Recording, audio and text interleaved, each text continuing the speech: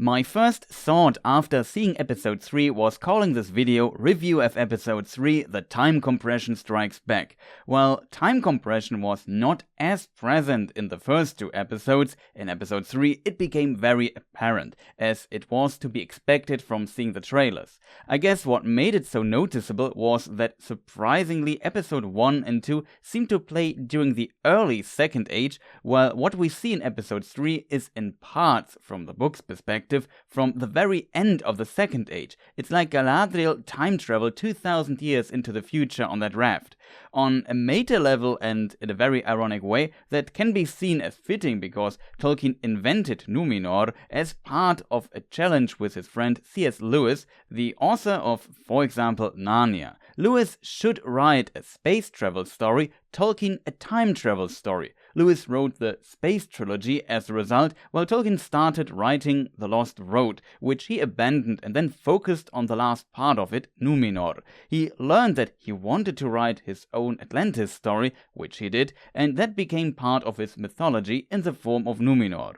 I don't think, though, that this massive time compression in Rings of Power was a clever reference to that story, but born out of the problem of the story of Numenor happening over thousands of years, which is hard to adapt and would lead to many characters dying due to old age in the meantime.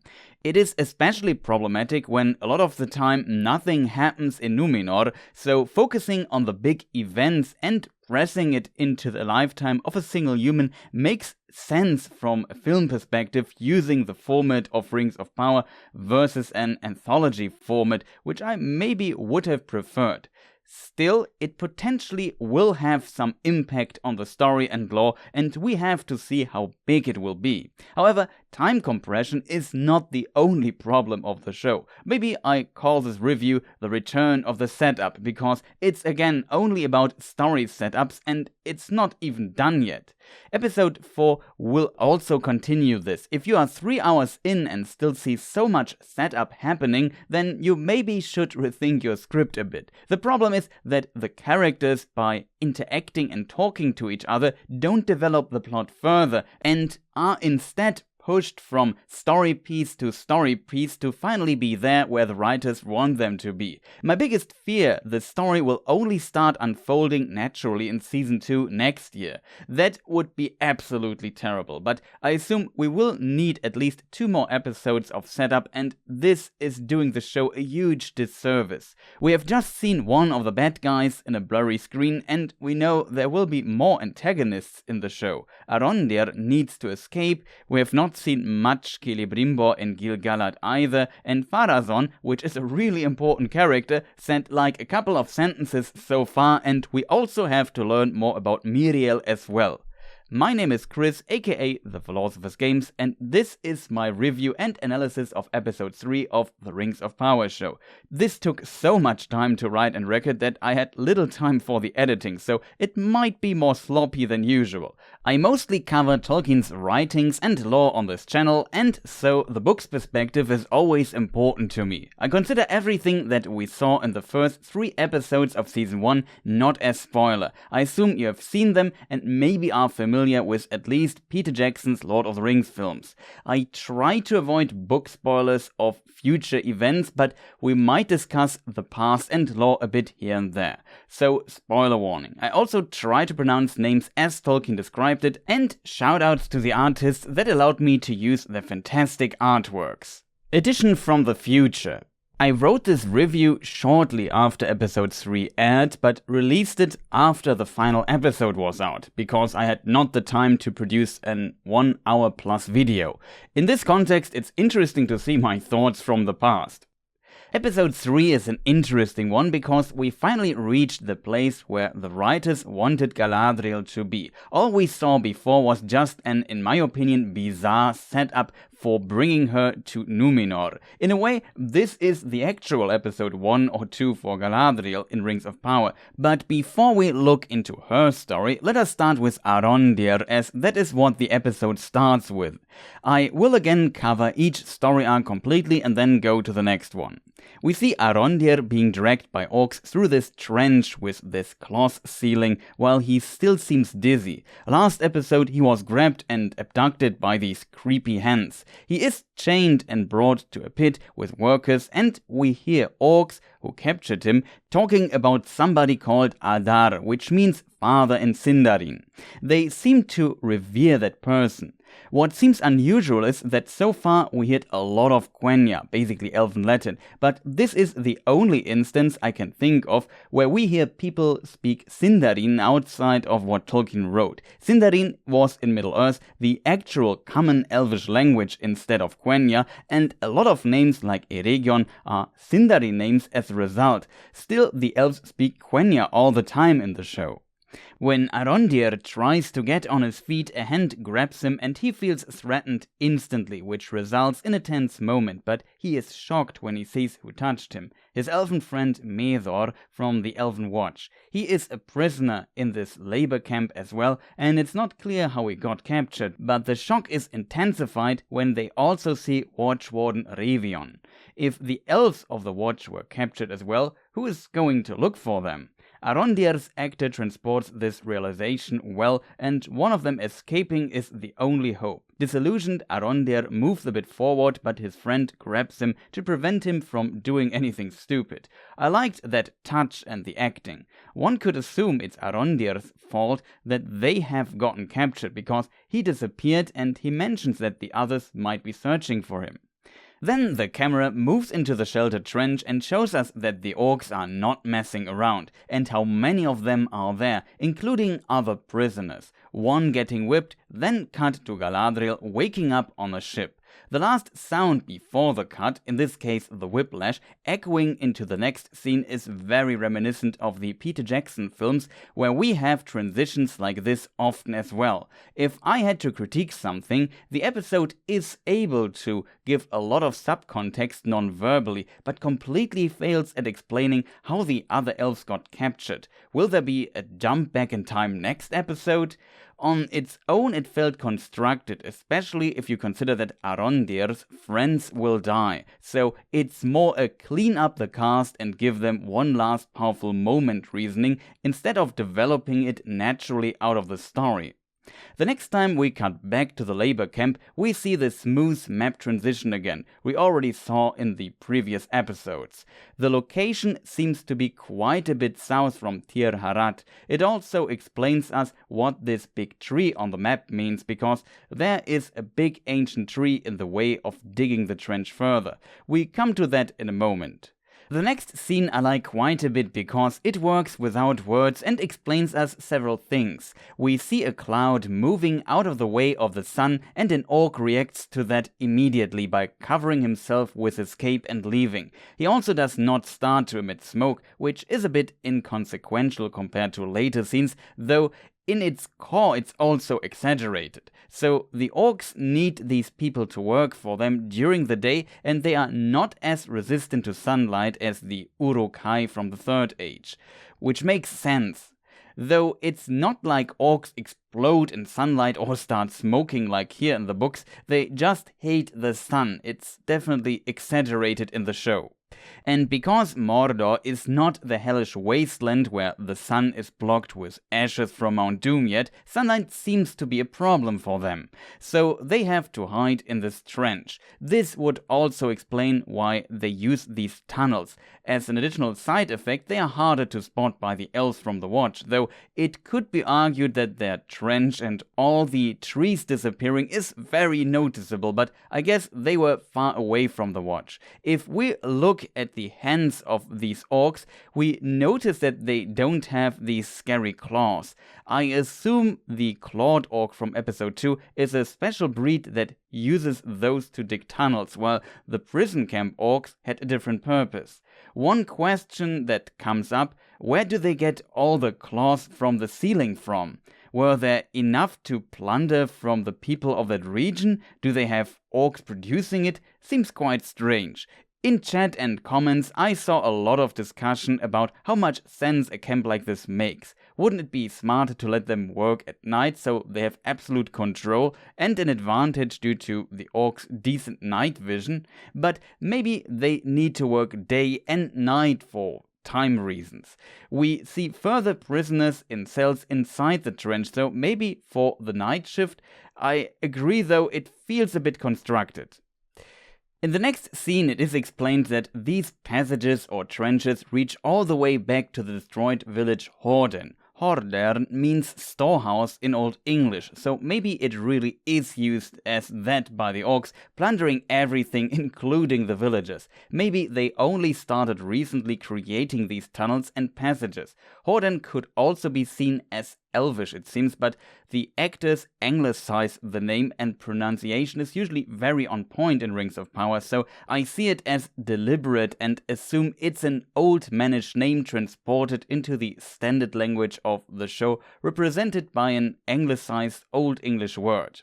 What the orcs' intention behind this trench is exactly, we don't know. I guess making it easier for them to move through Mordor? Maybe collecting some materials and minerals on the way. We see yellow spots at the walls, which is maybe sulfur. They also have to chop down trees, so they might gather wood as well on the way. We know Sauron starts building his fortress Barad-dûr early in the Second Age, and of course you need infrastructure for such a big project. I guess this could be part of it, and they use slave labor to work on it day and night. One might assume Adar is Sauron, or one of his servants. From the promotional material he seems like an elf though, especially this poster here. The episode is also titled Adar, I assume because it's about fathers like Elendil, potentially Halbrand, Largo, and the person the orcs call Adar. Arondir and Medor suggest they might search a weapon, so maybe the broken blade Theo found. I have the theory, pun not intended, that he might be the son of Halbrand, who, as we later learn, is also the true king Theo's friend mentioned, a descendant of a king who once united the Southlands. Halbrand explains later that this ancient king swore a blood oath to Morgoth, and as we learn, this broken sword reacts to blood, so I can see a connection here. We come to that later again. Further, maybe Halbrand hid the broken sword in the Southlands, and in his pouch he maybe has another fragment of it that is needed to complete it, or something like that. The prison camp idea has some problems, but for me it worked. The group of prisoners currently working are all on long chains, though those need to be created as well somewhere. And the orcs can move in sunlight to some degree as well. Further, they have walks. When the three elves discuss their escape, they are confronted by an orc, which brings us to the big tree again. He wants the elves to cut it down. I can see malice in this if the orc knows that these are Sylvan elves. Some groups of the clan of the Nandor elves, like the Sylvan or Green elves, were very close to nature and would not cut down trees. The clan of the Noldor elves, for example, I would say Galadril and Elrond are Noldor, though of course they are closely related to the other clans as well, would probably cut down a tree less reluctant, but for Sylvan elves, this is different, as the Watchwarden expresses by saying that the tree is ancient and deserved its place. Also that going around it would be much faster. When I was invited to the Fellowship of Fen stream discussing episode 3, I think Harry from Daily Rings of Power, or it was Strider, shoutouts as well, said that Arondir had an interesting reaction when Bronwyn explains that she crushed the petals to form a salve. We later also learn that he was a grower once, so him being close to nature was hinted at in previous episodes already. In addition, this scene plays on orcs once being elves as well, corrupted and twisted by Morgoth to become a mockery of the elves. Tolkien disliked this origin story of the orcs at some point and wrote others, but none work that well in his established chronology and the laws of his world. Further, it's also hinted in Lord of the Rings, and the Silmarillion also goes with it. In the fantastic Rings of Power orc design, we also see the elven origin, and the orc really tries to mock the elves in this scene. However, the elves not wanting to cut down the tree leads to the death of Methor in an intense scene about a water ration that keeps the tension for as long as possible. Revion also calls the orc Huna Ravan, which means a cursed beast, in Quenya. Again, strange that he would insult the orc in Quenya, not in Sindarin. Arondir decides to make a sacrifice and cuts down the tree. Why he does this is hard to say, but I assume to get also something in return for it. Maybe to get an overview of the area. Maybe to remove any further sources that could block the sun. Maybe to stop further bloodshed, because they can only escape in surprise, not when all orc eyes are watching them and several prisoners have knives at their throat. So he had to calm the situation, and there was only one way. Here we could also discuss Tolkien's philosophical concept of the machine, as he calls it, which is about shortcuts to power, like the One Ring, which also might be connected to or result in unnecessary destruction of nature. The shortcut to power they search could be a weapon, but this would be better discussed when we know more about what the orcs really do there. Arondir then goes to the tree and asks for forgiveness in Quenya, which seems strange in my opinion. Sylvan elves speaking Quenya is a bit unusual because it was the language of the Noldor, who were responsible for all three kinslayings of the elves. When in the First Age the Sindar elves in Middle-earth found out about the first kinslaying, so that some of the Noldor under Feanor, Galadril's uncle, on his way to madness killed Teleri elves on the west continent Aman, to whom the Sindar are closely related, with the intention to steal their ships, the first king of the Sindar in Middle-earth forbade Quenya as language in his realm. Due to his influence, Sindarin, the language of the Sindar clan, became the standard language of the elves in Middle-earth, even for the Noldor clan.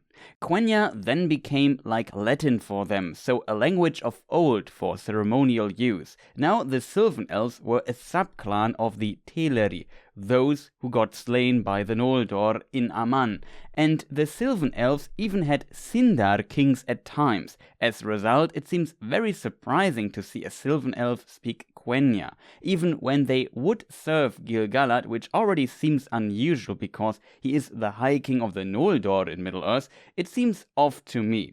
One could argue Sindarin is maybe the standard language and represented by English, but why would the orcs or Southlanders or people on the raft speak Sindarin then? So that can't be the case. Maybe they only had a Quenya expert available for the show. Arondir says Anin absene to the tree, which indeed means forgive me. On stream I was a bit confused about Anin, which can also mean give, but later I found out that this phrase is derived from a translation of the Lord's Prayer into Quenya that Tolkien made and has some advanced stuff in it. There, the lines including forgive us were translated with Amen absene. Turns out there the imperative particle a is added like a prefix to the pronoun men, which means to us. To me would be nin, so it becomes anin. The translation of the Lord's Prayer is published in the Vineyard Tengwar issue 43, which was edited and commented by Tolkien scholar Karl F. Hostetter, who is also a language advisor for the show. In this context, it makes a lot of sense. However, Arondir chops down the tree. The orcs cheer and the other prisoners have knives at their throat, so not much Arondir can do. We see an aerial shot and see the length of the trench and surroundings. Then the episode moves back to Numenor and it takes a while until it returns to Arondir. In this last prison camp part, we get a shot of an orc struggling with being in the sun. I like that it again establishes this situation without any words. Here Revion and Arondir see their chance. The Watchwarden makes a move to fling the chain at an orc for a hard knockdown, to use a fighting game term. Maybe a bit unrealistic, but the idea could have been out of an old Asian martial arts film, though those made it look better and were overall more cheesy, but it has some rhythm to it which might fit to the elves. I did not bother with it too much, but it was also not a great fight scene, though I liked the idea that the sun is on the prisoner's side. In the fight that breaks out, we also notice that there are two more elves, a man and a woman. No idea if they belong to the Watch as well. They also tried to break their chains with their tools, and it seems the prisoners all work together, kind of. Some criticize that without hitting the chain on, for example, a stone, it won't work, and I agree, but in one scene we see the chains overlapping each other, so that it could work to some degree. When one prisoner is free, he immediately runs to freedom and is slain by a flying axe instantly. Maybe this was put in to prevent spoiling that there are also archers and increase the suspense for the goal. If he would have been killed by archers, the dynamic would have changed from that point, and escaping by simply leaving the pit would seem pointless. With this scene, escaping the pit remains all that the prisoners need to do to be free. It is so reachable while maintaining some uncertainty, so in my opinion, a very important scene. Due to the sun and the fighting capabilities of the elves, the prisoners do pretty well, especially when Arondir destroys a wooden beam of the ceiling, exposing the orcs to the sun. This leads to them unleashing a walk, which looks a bit strange, almost cute in a very twisted way. Some people complained about the CGI, but I think the design is just a bit off. The CGI itself was fine and the interactions with the actors were pretty solid. Only the initial appearance looked movement-wise slightly uncanny. The upcoming scenes are also quite violent in comparison to the first two episodes.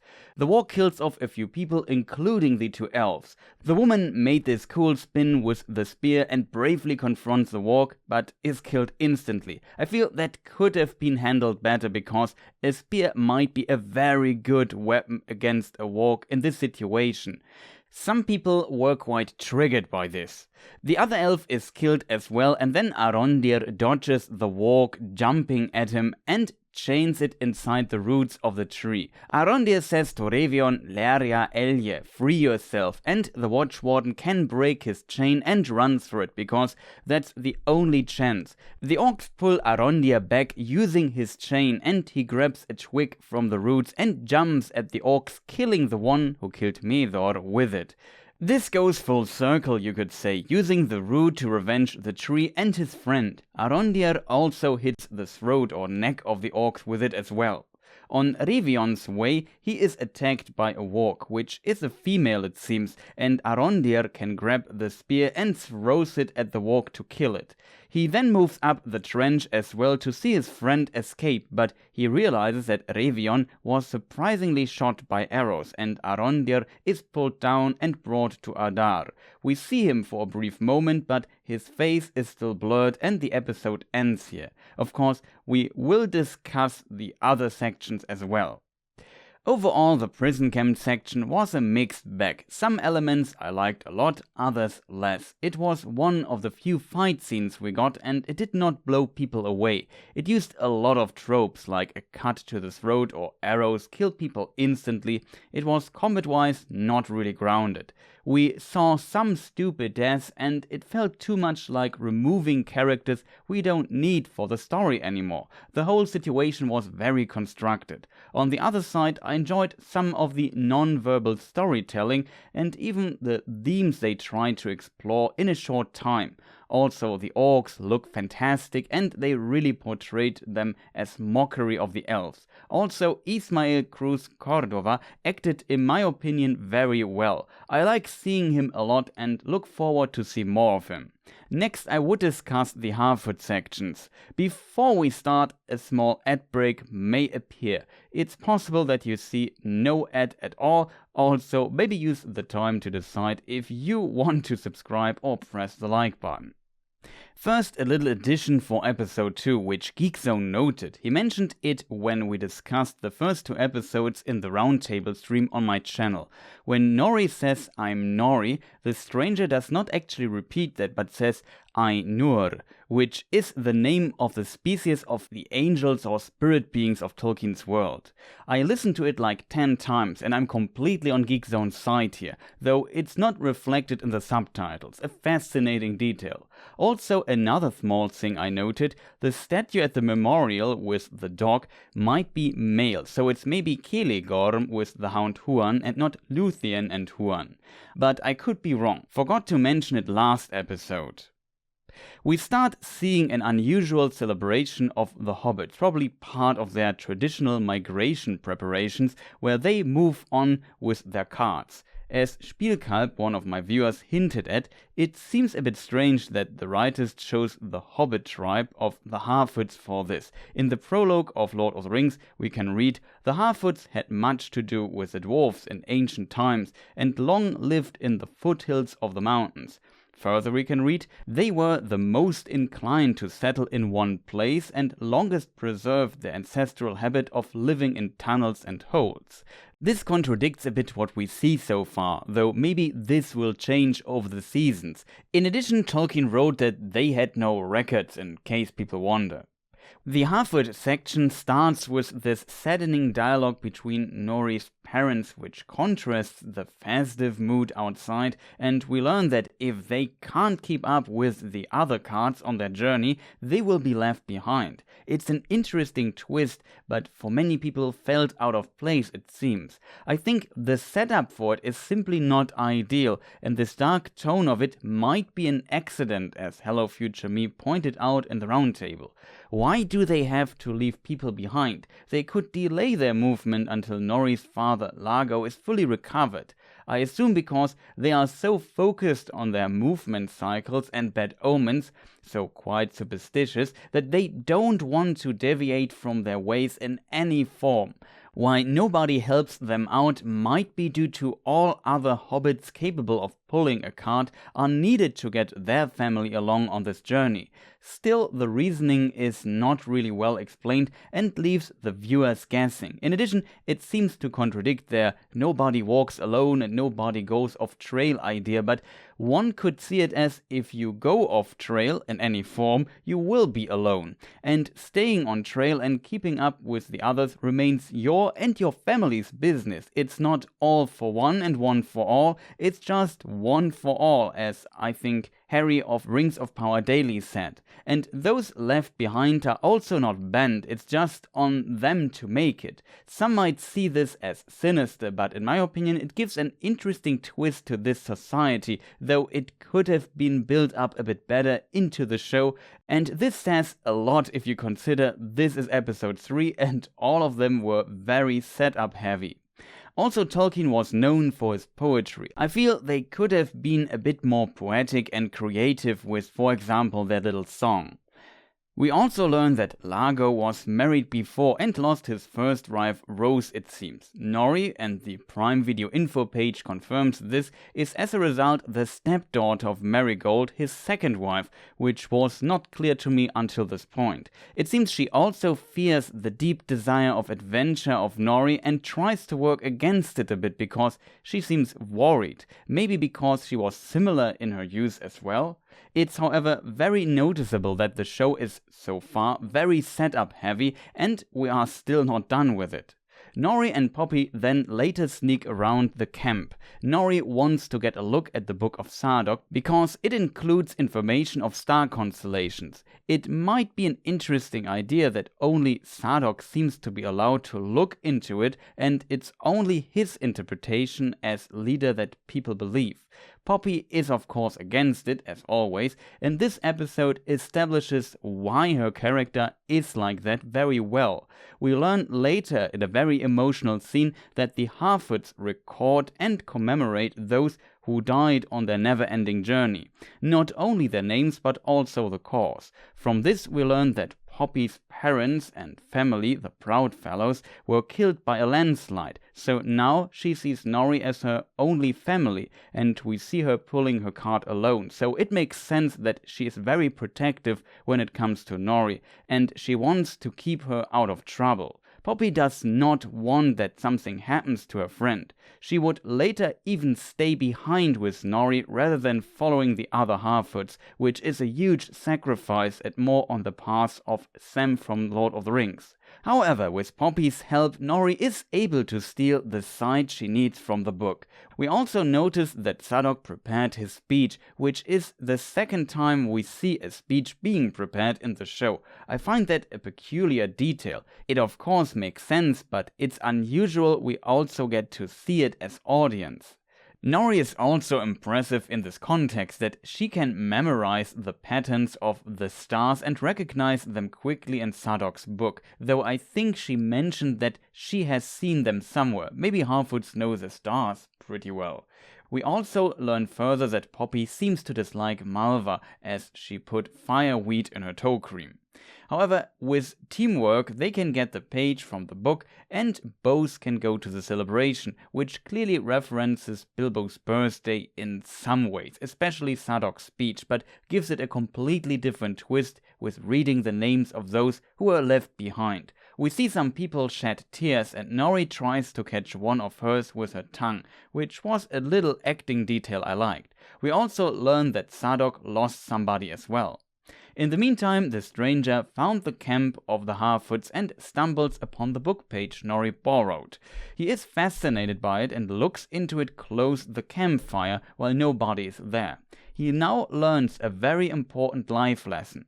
Paper burns quite well. He then crashes into the memorial ceremony and scared the Harfoots. I like how he falls down and rises with the net thing over his head Nori's father helped establishing and breaking his foot in the process. He looked like some monster. As expressed in previous streams and analysis, the stranger might reference the Man in the Moon, which we find in poems of Hobbit folklore. We find two poems about him in the book The Adventures of Tom Bombadil. One of them is also in Lord of the Rings. The Man in the Moon could reference Tilion, the Maya, an angel of lower rank, who guides the moon in Tolkien's mythology. Tilion also always looks for the sun, which is guided by Arien, another Maya. Maybe this has to do with the stars he's looking for. Maybe there is more to the stranger, but it could be that we basically see the origin of these Hobbit poems here, which I find quite interesting. Voice of Geekdom also had a very similar idea. However, the stranger reveals himself also and says Nori. Nori does not draw her friend Poppy into this and takes the blame for this incident alone. There are a few details I would like to highlight. Marigold does the classic call your child by its full name trope. The second name of Nori, or Elanor, is quite interesting. In the subtitles it's written Kilamarg, though it sounds a bit similar to Kalimag, which is Mary's actual name inside Tolkien's world according to Appendix F, where Meriadoc is Tolkien's translation of the name. Tolkien wrote The Lord of the Rings from the perspective of him finding the Red Book of Bilbo and translating it into modern English. So for example, the hobbits have different names inside the world. Maybe Nori's second name references this. However, the most likely interpretation is that it's just an anagram of Macalla, the first name of the actress. Her first name, Elanor, is though a Sindari name, which is very strange. Hobbits could not have contact with the elves, so why would she have an elvish name? Elanor is also the name of a golden flower and the eldest daughter of Sam. The flower existed on Numenor and was brought there from the west continent Aman. The Harfoots are not happy with what Nori did, though her father finds it extraordinary. Sadok comments that he only heard about a person becoming a star, but not the other way around, which clearly references Elrond's father Erendio in my opinion, who can be seen as the Star of Erendio in the sky. I like that reference. Also, Nori asks him about the stars on the page and what they mean, but he seems to avoid the answer in my opinion. Maybe he knows more about it and it appears to concern him. The laws seem to indicate that what Nori did would lead to her being banned, but Sadok speaks against this, because Nori is still young, but her family has to journey at the very end of the caravan. It seems like some form of punishment, but on the other side, there always needs to be a car at the very end. I guess, though, this puts them into the situation that nobody can help them as well. The migration is also not delayed. Not sure if that would have been possible. So I assume several factors come together here. But at least they are not banned. Also, it was mentioned that they go to a place called the Grove. This leads me to the idea that their wandering is maybe on a repeating route, which would fit their sense of fate and seeing danger in leaving this cycle. In episode 1 we also see those hunters and learn that they appeared early this time, so the Harfoots seem to know the cycles of their surroundings very well. And as Marigold explains, the tallest milkweed gets snipped. In the next shot we also see how the stranger realizes that he has caused Nori a lot of trouble. I like how the actor transports this without words. And then another cut to Numenor, and we come back to the Harfoots close at the end. There we see Largo struggling with moving the cart due to his injury. Poppy sees this and stops, being deeply worried. In her compassion, she decides to stay behind with Nori and her family if it must be. But then the stranger appears and offers his help, saying friend. Quite touching, and Nori, in a way, might bring change to the ways of the Harfoots. In a way, all of that is quite interesting, and you see all the world building, but you also noticed all was again only set up. Considering that Nori got almost bent, bringing the stranger with her might not solve the problem with the Harfoot society. So we know there might be more conflict in the future. But we are so far into the video already, let us now discuss the Numenor section. After the raft of Galadril and Halbrand was found by a ship at the end of last episode, Galadril now awakes on a ship. She checks where her dagger is, but it's gone, and Halbrand, already awake, brings her something to eat and to drink. Next scene, she goes on the upper deck of the ship and we see our first interesting lore detail, the green bow of return, which is mentioned in Tolkien's notes published in the Unfinished Tales. Numenorean ships had the tradition of having a bow set upon their own ships in token of friendship with Osse and Uinen. Uinen and Osse are Maiar, or angels of the Vala Ulmo, the high angel of the sea, basically Poseidon. Osse could create storms on the sea that would wreck ships, so you want to be on good terms with him out there.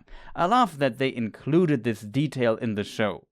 The sail has a sun symbol on it that we will often see in context of Numenor. Elendil greets Galadriel and explains that he will bring her to people with answers, while the mariners seem to stare at her. Probably they have never seen an elf before. What I noticed, Elendil the Tall should appear taller. In Unfinished Tales he is like 2 meters 41 or 7 foot 11 inches. Galadriel is also too small, but I guess trying to adjust heights in all these scenes here would maybe open Pandora's box. The ship sails further and reaches a mighty realm with like a signal tower system that informs the Numenorians about arriving ships, I assume. Spoiler from the future, we will never see this again. The ship then sails through a gorge that leads deeper into the land, decorated with giant statue heads, and Galadriel explains that this can only be one place, Numenor. Numenor was the realm of the Dunedain, the Men of the West, Aragorn's ancestors, that was founded on a star-shaped island. Numenor means something like Westland. In the First Age, a group of men called the Edain fought with the elves against the first Dark Lord Morgoth, and later the forces from the West continent Aman joined them. At the end, the forces of good were victorious and defeated Morgoth in the War of Wrath. As a reward for the service of the Edain, the angels, the Ainur, created this island and gifted it to them so they could dwell there in peace. Further, the lifespan of those men was also prolonged, or restored to what it was before the fall of men, if you read some of Tolkien's later writings. The Edain were brought to Numenor by the elven mariners and ships of Círdan following the Star of Erendio. Erendio was half-elven and the father of Elrond and Elros. Erendiel decided to be counted towards elves, same as Elrond, while Elros decided to be counted towards men, and he became the first king of Númenor. The Edain on this island then became the men of the west, the Dúnedain. There they also got further gifts from the elves of the west continent, like 7 Palantiri, knowledge, and the white tree Nimloth, which is an ancestor of the white tree of Gondor.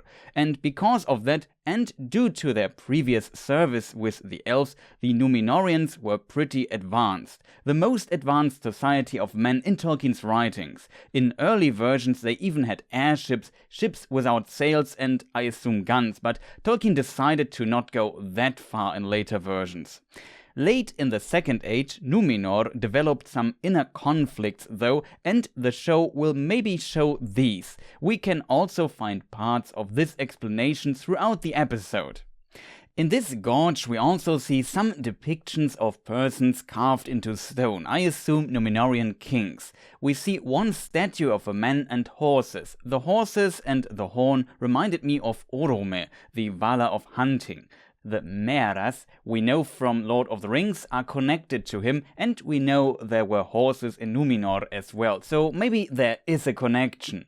His horn was named Valaroma, but from interviews we know it's Ulmo whose Maya Osse lifted the island from the depths of the ocean, so that makes sense as well. Ulmo also helped some of the Edain in the First Age too, like Earendiel's father Tuor, who was in Ulmo's service. Little spoiler from episode 4, we maybe see his shield here, which was blue and had a white swan wing on it according to Unfinished Tales, but also some other artifacts like the dragon helm of Dorlomin, an axe, maybe of Tuor as well, or this depiction of Beren and Luthien retrieving the Silmaril from Morgoth's crown.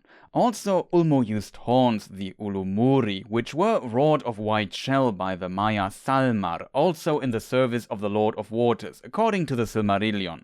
It is said that who heard the music of these horns would never forget it, and the longing for the sea would never leave them. The aerial shot of the harbor we know from the trailers already. As explained in previous videos, it seems Romena, the main harbor city of Númenor, was merged with Armenilos, the capital of Númenor, which was, as far as we know, not a harbor city, but connected with a long road to Romena.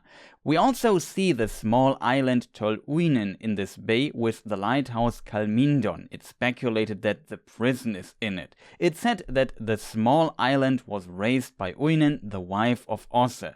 Design-wise, the lighthouse is also different from these signal towers. We see a massive statue of a man with a sword holding a bird. That is Earendil and his wife Elwing, who was transformed into a white bird by Ulmo to save her life. Earendil and Elwing are also the parents of Elrond and Elros. As mentioned, the latter was the first king of Númenor, and in one note of Tolkien it's mentioned that he and Elrond were twins. When the Númenóreans were brought to Númenor by the elves to settle there, they had to follow a star, which was the Star of Erendio. We talked about a person being turned into a star by Sadok, and this is referenced here again. Elwing, she was half-elven as well, possessed and saved one of the Silmarilli from the third kinslaying by jumping off a cliff. Here she was saved by Ulmo and turned into a bird. Then she flew to her husband Earendil, also half-elven, on his ship and transformed back. Together they sailed to the west continent Aman and asked the Valar, the High Angels, to help their people in Middle-earth. The Valar accepted this request, though demanded that Earendil and Elwing had to decide if they would be counted towards men or elves. They decided for being elves, and then the War of Wrath began, leading to Morgoth's defeat. Earendil's ship was blessed and was now able to fly, and he bore the Silmaril, and he could be seen as a star in the sky, the Star of Erendio. In combination with what I explained above, it makes sense that we see a statue of them in Númenor. He is revered by elves and men and very important in lore.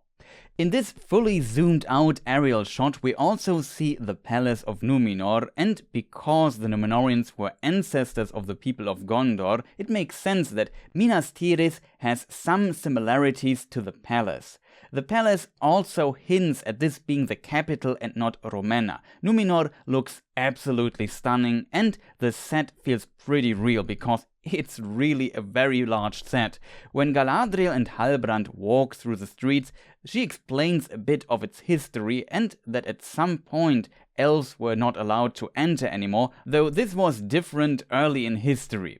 What should be noted, to my knowledge, there are no mentions of elves from Middle-earth sailing to Numenor in these good times as well. Only elves from the west continent are mentioned sailing there. Of course, it's not impossible. What reason there might be, we will find out or not, but as explained, here we now enter the far future from the book's perspective. That Numenor stopped allowing elves to enter happens long after the Rings of Power were forged in the books, around 2nd Age 3102, and even 2nd Age 2899, elves only seldom visited the island. Miriel was born 3117, so from that perspective it fits in a time without elves, but what we saw in Middle-earth in the show so far fits to the events around 2nd Age 1000, and it seems the Rings of Power are not even forged yet. This shows how big the time compression is here. However, in the next scenes we see Halbrand and Galadriel moving through the capital, and Halbrand stops at a smithy. This plays again with the expectations of book readers. The theory exists that Halbrand might be Sauron in disguise, and we know from the Silmarillion that Sauron was once a Maya of Aule, the Vala or High Angel of Smithing. In the Parma Eldalamberon, we also find a note of Tolkien naming him Mairon in this time. It's interesting that also Saruman was a Maya of Aule once as well. However, Halbrand's interest in forging things, in my opinion, is another red herring here. There are more of those, like when he was asked what his name is and he answers, "Depends." Sauron had many names, and later we see him behind prison bars, and this is also referencing something from the books. I think, though, all of this might be just there to make book fans tinker a bit on it, because it feels a bit too obvious, too on the nose. The timeline is not fitting as well, and Sauron swimming through Ulmo's realm, the ocean, is a weird thought, because the oceans were free of Morgoth's dark power, so he is out of his comfort zone. Of course, the theory is still possible. Next, they are led to Queen Regent Miriel. Galadriel introduces herself and again shows how bad she is at diplomacy. If needed, she would just fight her way to the next ship and sail away on her own, which she expresses. She is not a fan of being there, and the Numenorians seem to dislike her for just being an elf. Halbrand steps in and tries to calm down the situation and suggests that they stay a few days and the Queen and her Chancellor could think of a solution, because Galadriel really wants to leave. Halbrand also seems pretty fascinated with Numenor and thinks of starting anew here. He also steals Galadriel's dagger from Elendil on his way out, showing that he really is a scoundrel, and gives it back to Galadriel. After they left the place again, Miriel asks Chancellor Pharazôn who Elendil is. A pretty triggering scene for book fans, because Elendil is actually related to Miriel and Pharazôn. Elendil's line is directly related to Elros as well, and his father Amandil would be the current Lord of Andunia if he is in the show at all. The first child of the fourth Numenorean king was a daughter, and the law that females could rule Numenor as well was not established at that time, so the line of their daughter, Silmarillion, split from the royal line, and her descendants became the Lords of Andunia, which also were important advisors to the king. Elendil is from this faithful line, and so it seems strange that Miriel needs an explanation from Pharazôn who he is. She should definitely know. If both Miriel and Pharazôn would die, Elendil could in theory claim kingship if there were no closer royal lines left. However, it might be that Miriel just pretends to not know because she does not want to appear as a faithful, though that still is strange. I guess it's mainly for exposition reasons. We also see that Pharazôn wears all guild crests, it seems, so he might be the boss of all guilds. They also talk about Isildur, who is a cadet, to who we switch in the next scene. And here we see him sailing as cadet on a ship. He is daydreaming for a moment and hears a mysterious female voice calling his name from the island. On the ship, we notice many familiar names in the subtitles. Valandil, for example, will later be the name of Isildur's youngest son. Imrahil is the prince of Dol Amroth we know from the Lord of the Rings book. Due to a mistake by Imrahil, he is almost flung overboard with the rope he is holding. However, Isildur recovers from his daydream and reacts the fastest of all cadets, helping Imrahil in time. Quite impressive. Then we have a scene at the beach and the sailmaster says, "The sea is always right." I feel the writers could have phrased this a bit more poetic. Truth only lies within the sea or something. I know, not much better either, but you know what I mean. Maybe each guild and profession in Numenor has a motto like this. The Apiarists Guild could say, "The bee is always right." Addition from the future. Good that I decided to record this review afterwards. Imagine this killer joke was lost. All jokes aside, the sailmaster also blows a horn that looks similar to the horn of this statue of Ulmo and seems to be a shell out of the ocean.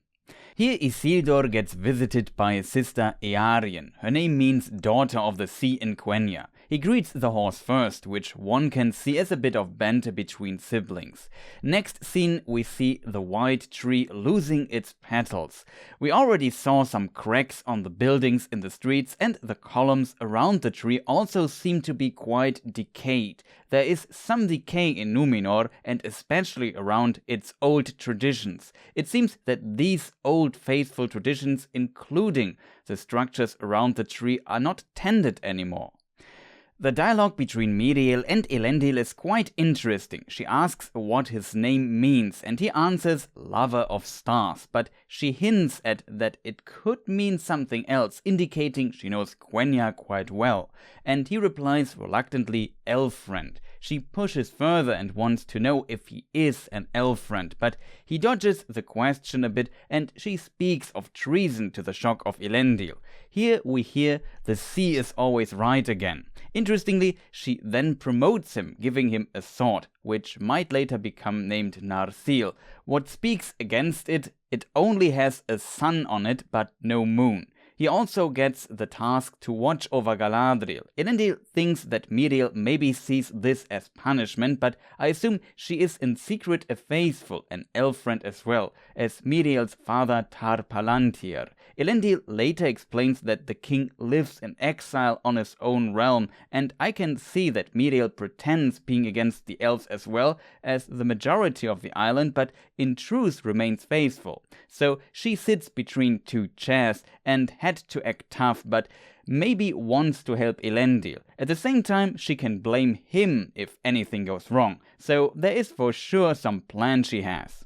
Narsil is in origin a sword made by the dwarven smith Telchar in the First Age. I assume it somehow landed in the armory of the elven king in Doriath, Thingol, and from there got maybe into the possession of Elros and was brought to Numenor. However, that is just my theory. One sentence of the Silmarillion could be read as that it was named Narsil in the War of the Last Alliance. It in part contains the words for sun, Anar, and for moon, Isil, and we see the sun symbol on Elendil's sword in the show. The moon one is missing though. Of course, the sun is a symbol of Numenor in the show, so it could also not be Narsil at all. I like that we stopped with the sun symbol, and in the next section with Arondir, the sun plays an important role as well. When we are back to Numenor, we see Galadril escaping her escort. The guards looking for her have a weird small dialogue on who reported them losing someone last time, a dog, and whose turn it is this time. Quite strange. Galadril, however, looks for ships she can steal and is found by Elendil. It's so weird that Galadril wants to steal a ship and potentially hurt or maybe even kill people on her way out. She even threatens Elendil, because that is exactly what her uncle Feanor and his men did in the first kinslaying mentioned earlier in the video. I like the dialogue here a lot, and it's really what she needed. I love the line of Elendil saying that she reminded him of his children. She is quite arrogant until Elendil starts speaking Quenya with her. Quenya makes sense here, and Elendil is also a Quenya name. Galadriel is surprised, even though she must have heard that many names are still Quenya on Numenor, and she learns about Elros' Halls of Law. This is finally a step for Galadriel's character development, and she maybe learns to not judge people too quickly. Together with Elendil, they ride on horses to the Halls of Law. The slow-mo horse riding scene with her overstays its welcome and feels a bit too over the top, but it's one of the few times we see Galadriel smile or be happy, though you all saw the memes. Another time we saw her smiling was maybe when she saw Elrond silently speaking along with Gil-galad when he held the speech Elrond wrote during the ceremony. It must be noted that Galadriel's smiling scene would be like half a second in real time and was slowed to 8 seconds, so no way for the actress to do anything with her face in that brief moment. In the meantime, Halbrand tries to find a job at the smithy. He really seems to be into it, but without being a member of the smithing guild, he can't get a job on Numenor. Next, we see him eating and he gets into a conversation with some people sitting there as well. The scene also has a lot of tension, but at some point he realizes that those people have the crest he needs, so he pays for some rounds of drinks and gets along with those men really well. We also see how the Numenorians call him Low Men. In notes published in Peoples of Middle-earth, Tolkien called the Dúnedain High Men and their kin from Middle-earth Middlemen, and all who were hostile and in the service of the Dark Lord, Men of Darkness. Low Men I could not find, but I assume it's referencing this concept. In the last scene at the pub, we see how he grabs the crest from the shoulder of one of those Numenorians and says goodbye. He did that so well that I did not notice it the first time as well, but you could actually observe the process of stealing the crest in that scene. However, his new friends noticed and confront him in the side streets. They decide to teach him a lesson, which makes Halbrand extremely angry, and he destroys those men with absolute brutality in a moment of surprise. This might be another hint for fans of the Sauron theory. How he beat those guys up was kind of justified, but he escalated it so far that it seemed unnecessary evil. After that, the guards appear and arrest Halbrand. What is interesting here, Halbrand has no morale. He is better at diplomacy and making friends than Galadriel, but he does not use this ability out of goodwill or genuine interest. He uses it to manipulate people or at least create an opportunity that could benefit him. Same with him talking to Miriel. He does not have any respect, but he knows what to say for a better outcome. So he goes for this, not because he cares about anybody. Galadriel lacks this ability to read the situation and be diplomatic. She cares for her cause and sees everybody as enemy who is in her way, but she is thinking she does something good. Halbrand does not care about being good and also only cares for his own cause, but he knows how to manipulate people so he can reach these goals. He pretends being good but isn't. Galadriel is brutally honest in a way. Halbrand is a liar in contrast. At the same time, Halbrand can't fully hide his true nature. At some point it breaks through, as it shows when he beats those men up. In a way, they deserved it as well, because ganging up on somebody is just cheap, but at the end you feel bad for them. This anger management issue is something we see in Theo as well, though Halbrand was really pushed to the max here. The question is, can Galadriel see this more evil nature in him? Though I think Halbrand is surprisingly honest with Galadriel for some unknown reason. Maybe because she is his only ally and she offers to fight the orcs in the Southlands. Next we see Galadriel and Elendil in Elros' Halls of Law. In the background we see the device or crest of Eärendil, Elros and Elrond's father. I find it a nice touch that Elros, the brother of Elrond, also has a hall with lore and records. Elrond also later stores many records in Rivendell. Both brothers seem to be quite similar in that regard. Galadriel and Elendil also look at this tapestry that depicts Elrond and Elros, which is pretty cool. In a production picture we can also see the Star of Erendio above the two half-elven, which is a pretty nice detail. As said in old notes of Tolkien, it's mentioned that they were twins. It's funny that Elrond did not change his clothing style much, but I assume it's done so viewers recognize him instantly. Galadriel says she was always closer to Elros' brother and that Elros was an uncommon spirit. Galadriel even thanks Elendil for bringing her here and seems quite touched. Elendil further explains that this place survived due to their king who is loyal to the elves and that he is still alive but in exile and that we forced him from the throne for it. This is different in the books. There, Miriel's father Tar Palantir was indeed the last faithful king as well, but he was not forced from the throne. Those who opposed him, the so-called kingsmen, were not happy with him and his faithful ways, even openly, and there was rebellion and strife, as we can read in Appendix A, but the king was never forced from the throne. His enemies waited for their opportunity, which was when Tar Palantir died of old age.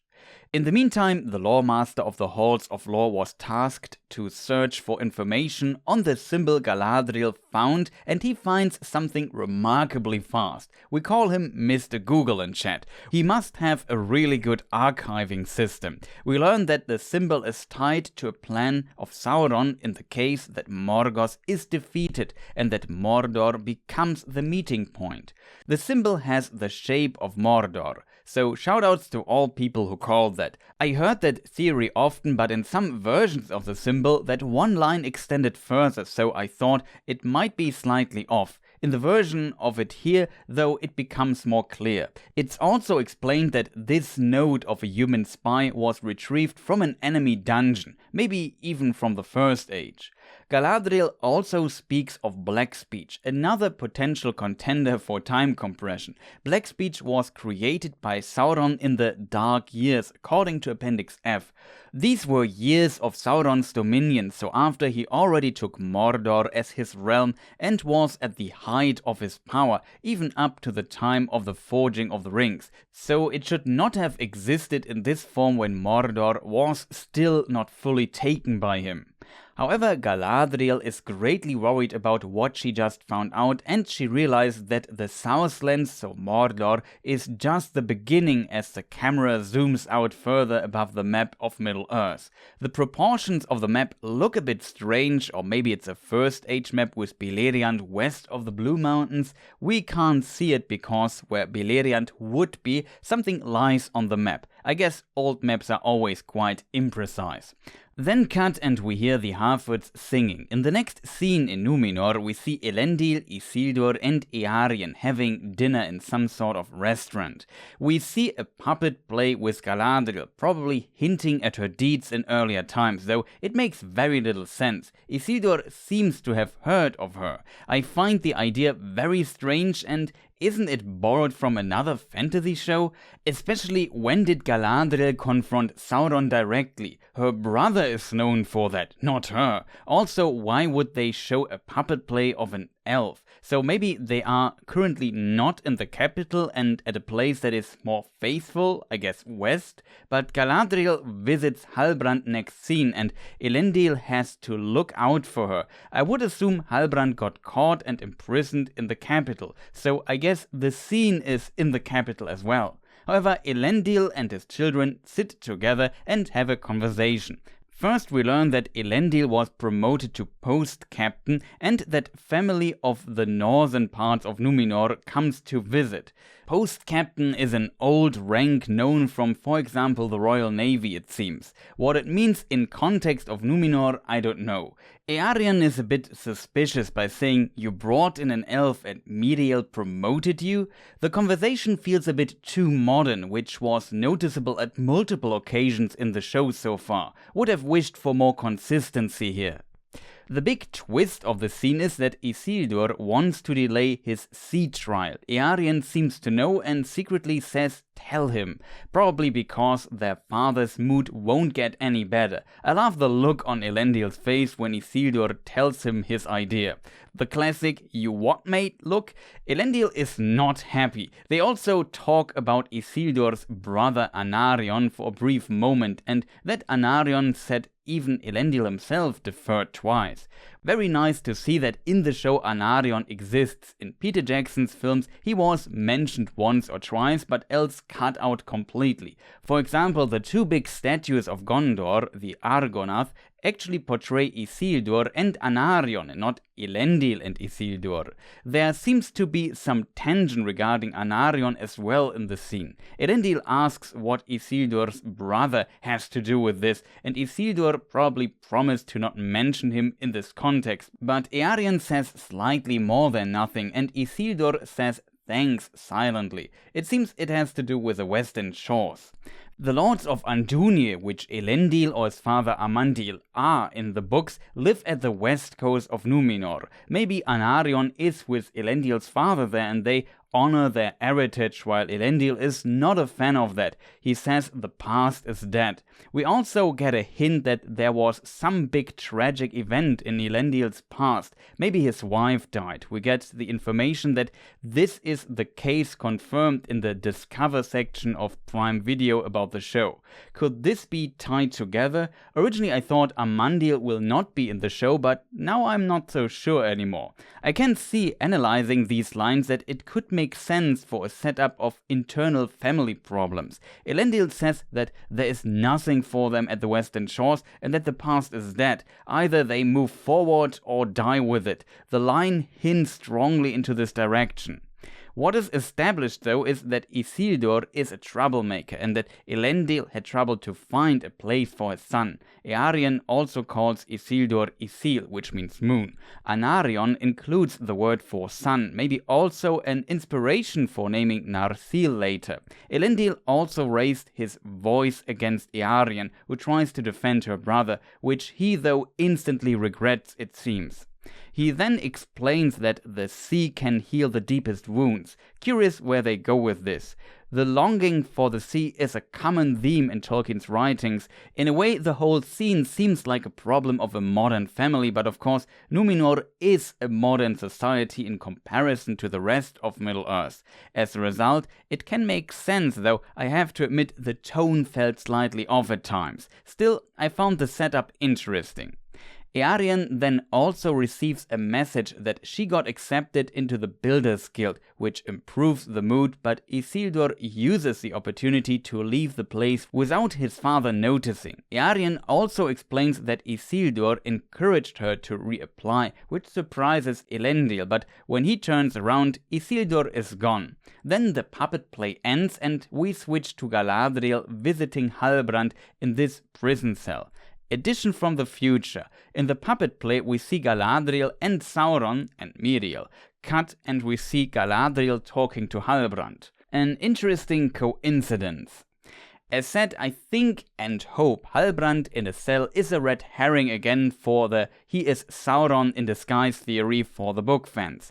In the hall we see a statue which is, I assume again, Uinen. In the additional information box we can read that the statue represents the sea itself. Uinen is not mentioned in the Lord of the Rings books, so they probably don't have the rights to directly name her. Same with her husband Osse.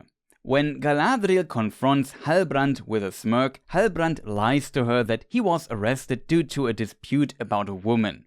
His dialogue with the Smithing Guild members started with Halbrand making a provocative comment about women, which I find interesting. This still is a complete lie, but there might be a core of distant truth to it. However, Galadriel did some research on Halbrand's amulet in the Halls of Law. And here we learn something about his ancestors. Confronted with this, Halbrand lies again, I assume, by saying he found it on a dead man, implying it's not his. But I think again there is some truth to it. Maybe the dead man was his father. Galadriel now tells the story of a man who united the Southlands under his banner and tries to move Halbrand to accept his heritage. He then explains that his ancestors swore a blood oath to Morgoth, but for some reason Galadriel believes that it will be different this time with Halbrand. As said, maybe this is connected to Theo's sword, which absorbs blood.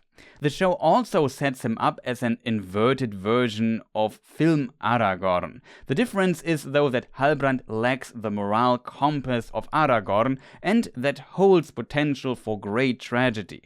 Halbrand also warns her about this and is here quite honest that he is no hero. It's funny that Galadriel sees in everyone her enemy, especially those who are good and want to help her, but in the one character that says he is not a good guy, who tries to manipulate others, steals from them or beats them up brutally, she sees a friend. I guess in a way she sees in him a way to get her revenge, and one could argue she also uses him. What she might truly think is not clear, but it might be interesting for meeting Aragorn later, who is the exact opposite of Halbrand.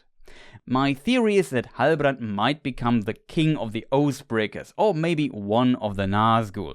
I'm not fully convinced that he is Sauron though. I could further imagine that he will be Galadriel's biggest mistake, and she has to learn from that to become the Galadriel we know later. Halbrand says it was his family that lost the war, and Galadriel answers it was hers who started it, though that is in my opinion wrong. Morgoth started the war, and only parts of Galadriel's family followed into the war. Her father did not go, and all elves were told by the Valar to not go as well. Her mother's family was slain for their ships by the other elves, and of course they did not go to war either. So it's much more complicated than she expresses it here.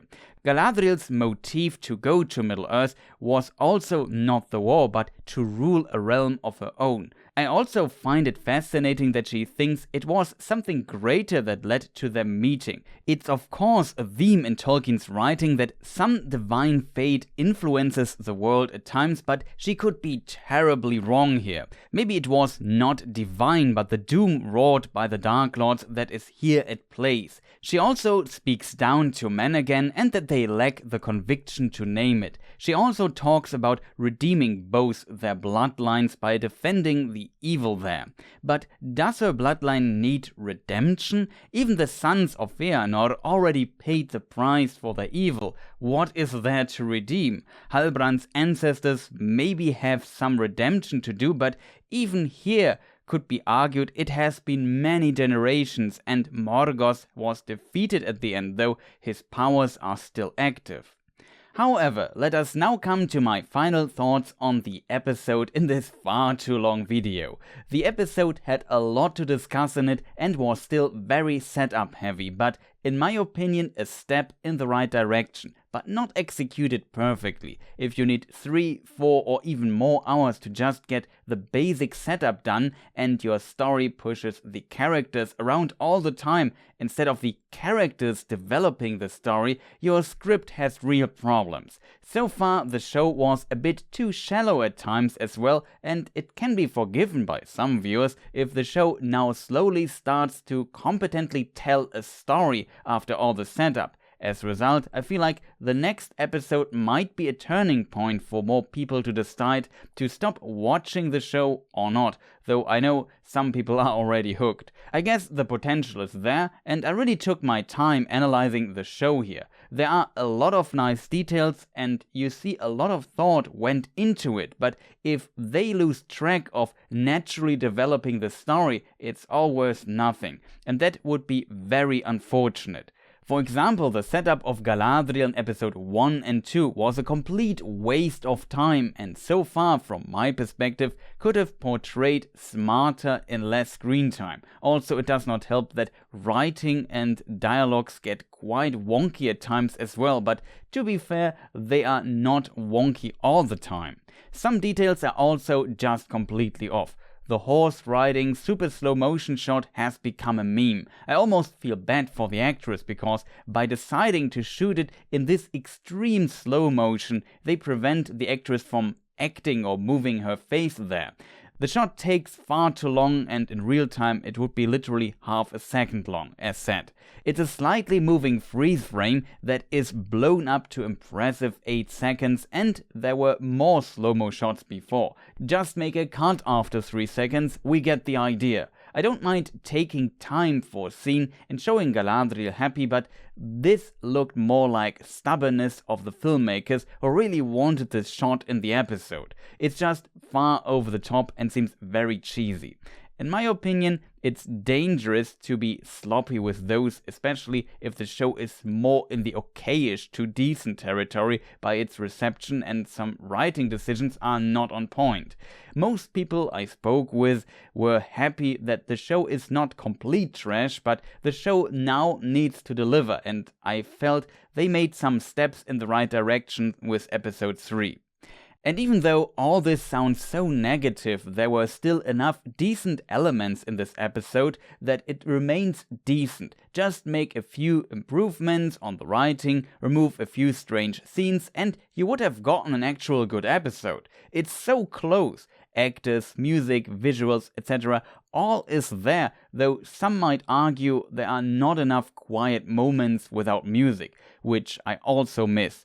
Just the final little something is missing, and I hope they get it right in the next few episodes. Ideally, next episode, but I have the bad feeling we will see even more setup. Adar needs to be introduced. About Pharazôn we also don't know much yet, and he even has a son in the show who has not appeared yet. We have not seen Sauron, and we know from the trailers there will also be this priestess or cultist and her two helpers, who we have not even seen yet. Also Celebrimbor and Eregion will be a huge plotline as well, and Gil-galad also needs some work, so a lot of setup is still missing, and that worries me a bit. Is it one of these shows that really get good after 7 episodes or in season 2? That would be unfortunate. Still, there were some good moments in the show. As said, Elendil and Galadriel interacting was fun and pretty much needed. Halbrand is also an interesting character, and the darker twist on the Harfoots is interesting as well. Though Hello Future Me might be right, I had him on my roundtable stream with a bunch of other creators covering Tolkien, maybe check it out, and this darker tone was maybe just an accident by the writers and not intended, but I would prefer it was intended, else it would not really speak for the writers here. Still, I like the section so far, and we can see how some plot lines might connect in the future. I also hope they can explore some deeper Tolkien themes further. So far they scratched a lot on the surface and were busy establishing things that worked in Peter Jackson's adaptations. Though the show feels different in many ways, I still often notice how they come back to what Peter Jackson did a lot. And Tolkien is more than just some Peter Jackson nostalgia with massive time compression and too much setup. Let's also hope the time compression does not damage the plausibility of the show's chronology. Thank you for watching. I hope you enjoyed this very late review. One could argue I took my time, which I did, but at the end I had to rush to get it done anyway. I also want to recommend the roundtable streams on my channel, where I discuss the episodes with some guests. I will now, after the show ended, slowly return to book lore content. There is the roundtable of episode 8 still left. I maybe make another Rings of Power related video here and on the German channel as well, but then next would be who is Elrond and who is Galadriel from the book's perspective. In case people wonder, I also took some days off after the show ended, planned and built a new PC, and already started research on a few topics. So more content is on the way, but don't expect the same output I had during the show aired. If you liked this video, feel free to press the like button, subscribe if you aren't yet, and maybe hit the stupid bell. Also write in the comments how you liked this analysis and review, and maybe recommend me to other people interested in Tolkien or the show. I also recommend my Who is Elrond videos or the Who is Galadriel one. Again, shoutouts to all my supporters and the artists. Thank you for watching and goodbye.